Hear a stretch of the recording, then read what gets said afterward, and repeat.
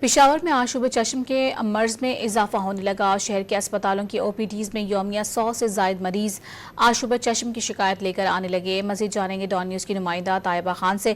طیبہ، طبی ماہرین کا اس حوالے سے کیا کہنا ہے؟ جی بالکل پشاور میں آشوب چشم کی وبا پھوٹ پڑی ہے۔ تقریباً سرکاری اسپتالوں میں روزانہ کی بنیاد پر 100 سے زائد مریض جو ہے آشوب چشم کی شکایت لے کے آ رہے ہیں، جس میں جو ہے تو آنکھوں کی سوجن، جلن اور آنکھوں سے پانی نکلنا کی علامت ظاہر ہو رہی ہیں۔ اس وقت ہمارے یہاں پہ ڈاکٹر بھی موجود ہیں، ان سے بات کریں گے۔ سب بتائیں گے کہ کیا وجہ ہے ان دنوں جو ہے تو یہ امراض پھیل رہا ہے؟ جی وعلیکم السلام۔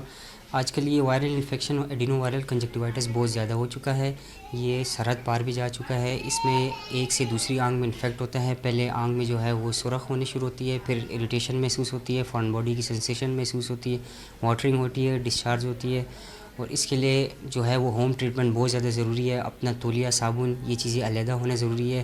ہاتھوں کا، منہ کا باقاعدہ صاف ستھرا ہونا ضروری ہے، اور ڈراپس کا باقاعدہ اپنے ڈاکٹر سے رجوع کرنا چاہیے کہ وہ آپ کو اچھی ٹریٹمنٹ دیں۔ عام لوکل ڈاکٹر سے ٹریٹمنٹ نہ لیں، کیونکہ وہ جو مسئلہ ہوتا ہے وہ اور بھی زیادہ ہو سکتا ہے، اور کوشش کریں جن کو بھی یہ ہو تو وہ بلیک گلاسز یوز کریں۔